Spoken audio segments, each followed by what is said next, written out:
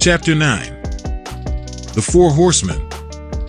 It's taken from my book entitled Bible Prophecy Becoming Reality. Note, I changed the word bow to bow. Example, bow and arrow. To bow and arrow. The four horsemen of the apocalypse are figures in the Christian scriptures, first appearing in the book of Revelation. A piece of apocalypse literature written by Apostle John while in exile on the Island of Patmos. Has the four horsemen came already around 100 years ago, or have they started writing already since 2020? Some people believe they have started already. Do you think they're about to start their ride of starvation and death? There are a few preachers and teachers promoting different theories. Revelation 6 tells of a book or scroll in God's right hand that is sealed with 7 seals. The Lamb of God, Lion of Judah, opens the first 4 of the 7 seals, which summons 4 beings that ride out on white, red, black, and pale horses. In John's Revelation, the first horseman rides a white horse, carries a bow, and is given a crown as a figure of conquest, perhaps invoking pestilence or the Antichrist. The second horseman carries a sword and rides the red horse as the creator of war, civil war, conflict, and strife.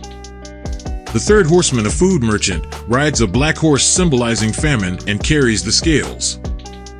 The fourth horseman is the final horse. It is pale, upon it rides death, accompanied by Hades. They were given authority over a quarter of the earth, to kill with swords, famine, and plagues, and by means of the beasts of the earth. What does the Bible say about the four horsemen? This short sentence separates Jesus' commentary on the four horsemen, which are the 4 seals of Revelation 6, 1-8, and his comments on the 5th seal, the tribulation and martyrdom of the saints, see Matthew 24 verses 9-10.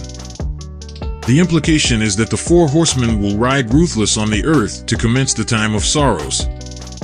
And it may also indicate a length of time between the fulfillment of the 4th seal and the opening of the 5th.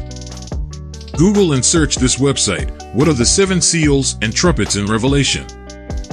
Here are the 7 seals and trumpets in Revelation.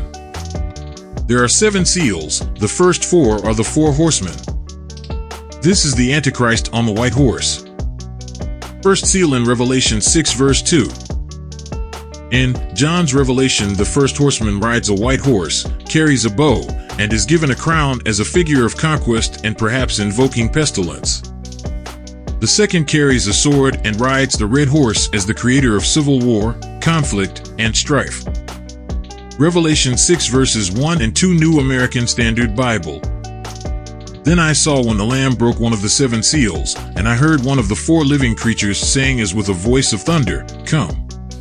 I looked, and behold, a white horse. And he who sat on it had a bow, and a crown was given to him, and he went out conquering and to conquer. Kills many people on the red horse. Second seal, Revelation 6:3-4, New American Standard Bible.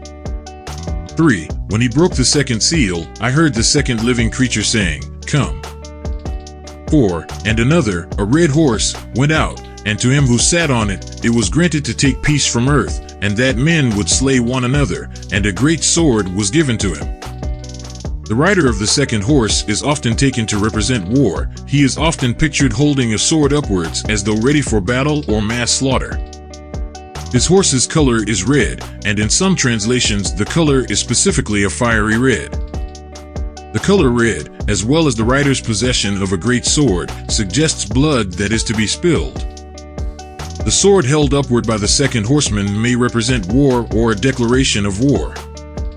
In military symbolism, swords held upward, especially crossed swords held upward, signify war and entering into battle.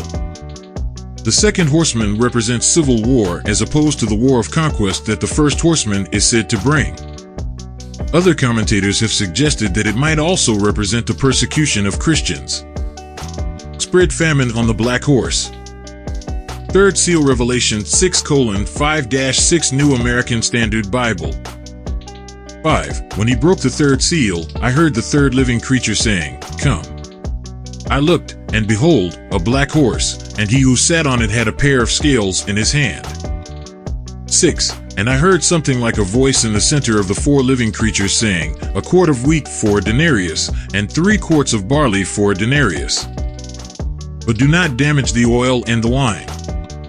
The third horseman rides a black horse and is popularly understood to be famine, as the horseman carries a pair of balances or weighing scales, indicating the way that bread would have been weighed during a famine. Other authors interpret the third horseman as the Lord as a lawgiver, holding scales of justice. In the passage, it is read that the indicated price of grain is about 10 times normal, thus the famine interpretation popularity, with an entire day's wages, a denarius. Buying enough wheat for only one person, about 1.1 liters, or enough of the less nutritious barley for 3, so that workers would struggle to feed their families. In the Gospels, the denarius is repeatedly mentioned as a monetary unit. For example, the denarius was the pay of a soldier for 1 day, and the day labor of a seasonal worker in the harvesting of grapes is also valued at 1 denarius. Look in Matthew 20 verse 2. Read this very carefully. It is probably a fact that with the approach of the apocalypse, the most necessary food will rise in price greatly, and the wages earned per day will be enough only for the minimum subsistence for the same day and nothing more. Of the 4 horsemen, the black horse and its rider are the only ones whose appearance is accompanied by vocalization. John hears a voice, unidentified but coming from among the 4 living creatures, that speaks of the prices of wheat and barley, saying, "And see thou hurt not the oil and the wine." This suggests that the black horse's famine is to drive up the price of grain but leave oil and wine supplies unaffected or out of reach of the ordinary worker. One explanation is that grain crops would have been more naturally susceptible to famine years or locust plagues than olive trees and grapevines, which root more deeply. Consider the chemtrails, oil spills, train derailments, toxic poison in the soil, in the rivers, in the clouds, and in the air. All this will contaminate and poison the farmland, the seafood in the ocean, lakes, rivers, and ponds. Did you think about the cows, horses, chickens, lamb, pigs, and other animals we eat? If they are eating and drinking contaminated unsafe water, grass, grain, and hay, it will make them sick and die also. So, because of supply and demand, the prices of food and water will go up much higher than that we have seen in the last year. What will happen to you if you eat a sick and contaminated animal? The statement might also suggest a continuing abundance of luxuries for the wealthy, while staples, such as bread, are scarce, though not completely depleted. Such selective scarcity may result from injustice and the deliberate production of luxury crops for the wealthy over grain, as would have happened during the time in the book of Revelation was written. Alternatively, the preservation of oil and wine could symbolize the preservation of the Christian faithful, who use oil and wine in their sacraments. Wipes out 1/4 of the earth on the pale horse.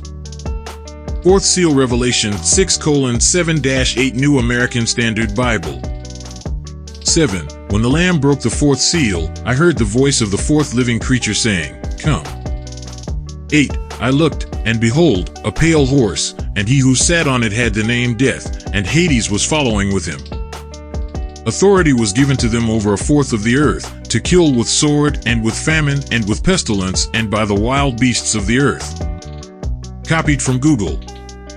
The 4th and final horseman is named Death. He is the only one to whom the text itself explicitly gives a name. Unlike the other 3, he is not described as carrying a weapon or other objects. Instead, he is followed by Hades, the resting place of the dead. However, illustrations commonly depict him carrying a scythe, a farming tool with a curved blade and long handle used for cutting grass or grain, sword, or another implement, tool, or piece of equipment. The color of Death's horse is written as chloros, chylando megaro in the original Koine Greek, which can mean either green, greenish yellow, or pale pallid. The color is often translated as pale, though ashen, pale green, and yellowish green are other possible interpretations. The Greek word is the root of chlorophyll and chlorine. Based on the uses of the word in ancient Greek medical literature, several scholars suggest that the color reflects the sickly pallor of a corpse. In some modern artistic depictions, the horse is distinctly green. The verse beginning with, "They were given power over a fourth of the earth," is generally taken as referring to death and Hades, although some commentators see it as applying to all four horsemen. Do you want to be on this earth during the time of the four horsemen? If not, get ready and give your life to Christ. He will save you. Quiz. Question 1. What are the colors of the four horsemen? A. Black, yellow, and blue. B. Pink, brown, and black. C. White, red, black, and pale. D. Red, yellow, and green. Question 2. The first horseman rides the blue or white or purple or red horse, carries a bow, and is given a crown as a figure of conquest, perhaps invoking pestilence or the Antichrist. A. Blue. B. White. C. Purple. D. Red. Question 3. The second horseman carries a sword and rides the yellow or black or red or white horse as the creator of war, civil war, conflict, and strife. A. Yellow. B. Black. C. Red. D. White. Question 4. The third horseman, a food merchant, rides a black or yellow or green or orange horse symbolizing famine and carries the scales. A. Black. B. Yellow. C. Green.